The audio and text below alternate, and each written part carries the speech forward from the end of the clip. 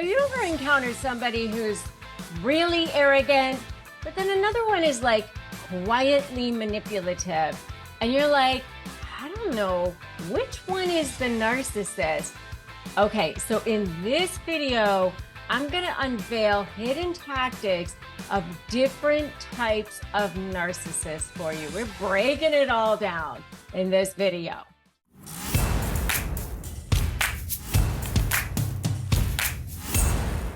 All right, so let's talk about narcissists. How do you spot them? I mean, there's so many different kinds.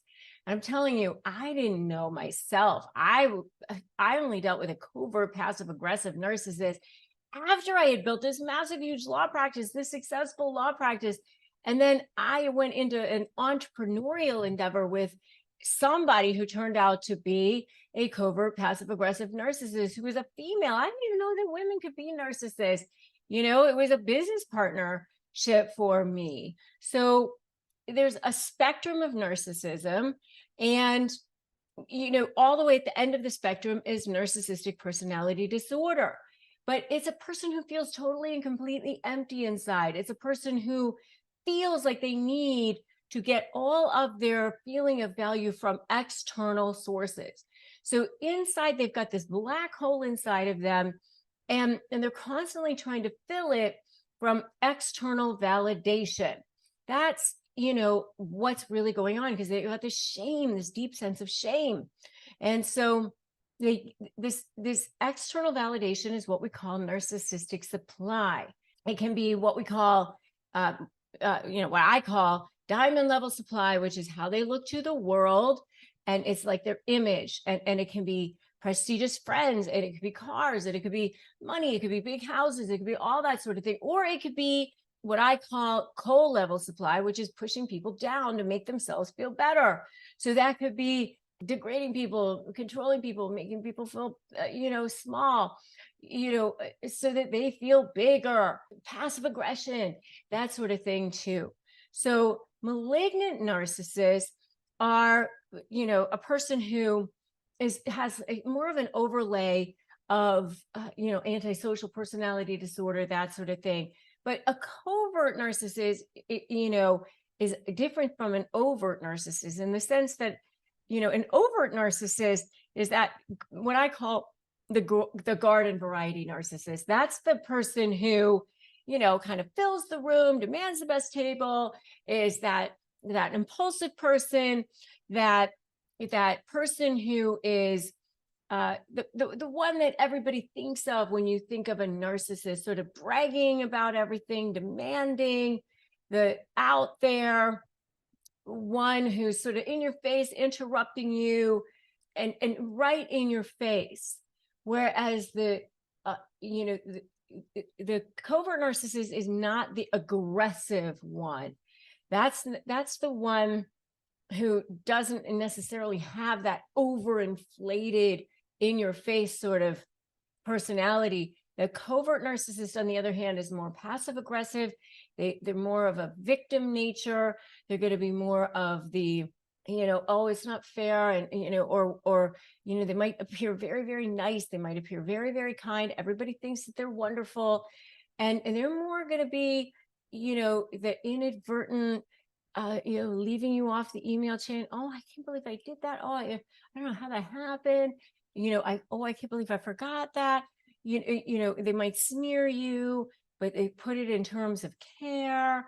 Oh, I'm so worried about somebody. I'm so worried about Susie and her drinking. I'm just concerned for her, that sort of thing. But it's more that underlying security, that underlying rage, that jealousy is just right underneath that surface. They are much more likely to seem like a victim, seem like a person who everybody wants to take care of. Oh, poor person, oh, poor Anne. Or they might be the first person that shows up at the hospital when somebody has cancer. They make it look like they're a good person. But just underneath that surface is that underlying thing. And everybody else thinks they're wonderful. So if you're their target, if you are their victim, then it makes it all that much harder to get people to understand what's going on, because it's sort of death by a thousand cuts. And people might say, oh, but they're so nice, it was probably inadvertent. And the things that they do have an element of plausible deniability about them, because they act like, oh, I must have forgotten that, or I didn't mean that. I didn't mean to leave you off of that email chain. I don't know why you didn't show up for that meeting, that sort of thing. So it's a much more difficult situation, whereas the grandiose narcissist is much more in your face. And when you're dealing with them in court, they're going to be the ones who are more likely to ignore court orders, file false pleadings, that sort of thing. So if you're dealing with them at all, it's all very, very difficult. You're definitely going to want some support, and you're going to want to have people around you. So join my free private Facebook group, Narcissist Negotiators. If you are needing some phrases, something at the ready to help you, make sure you grab those at disarmthenarc.com, and so that you have some handy phrases to help you when you're writing emails, when you're writing your text messages, you're standing there talking to them, and you're like, oh my God, what do I say? Disarmthenarc.com is a good place for you to start. I know that you probably have seen some of these things, and if you have seen them, give me a totally in the comments, and let me know if you've seen them. If you need access to therapy, betterhelp.com/Rebecca Zung is a good place to start with that as well. It's a sponsor that we have here on this channel.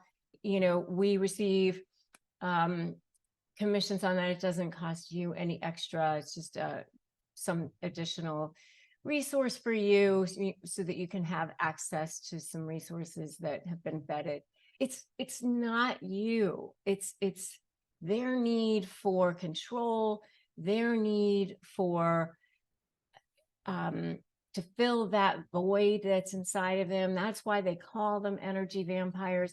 That's why they go through all of these charades to make themselves feel better, because they have this deep-seated shame that's inside of them, and they're trying to cover up their manipulations. It's a result of trauma from their childhood, which is actually something that I talk about in my book, Slay the Bully, How to Negotiate with a Narcissist and Win, which you can check out at slaythebully.com. I really do invite you to make sure that you are continuing your education, continuing your journey in getting the information that you need, because the power of knowledge against narcissism, the power of understanding will help to protect you, put that invisible shield down around you. I would say step 1, don't run. Step 2, make a U-turn. Step 3, break free. That's kind of the first part of my slay method, that first part of the strategy when you're creating that vision and that action plan, because knowing that you have a framework to deal with them helps you so much when you're just starting to make those first baby steps, right?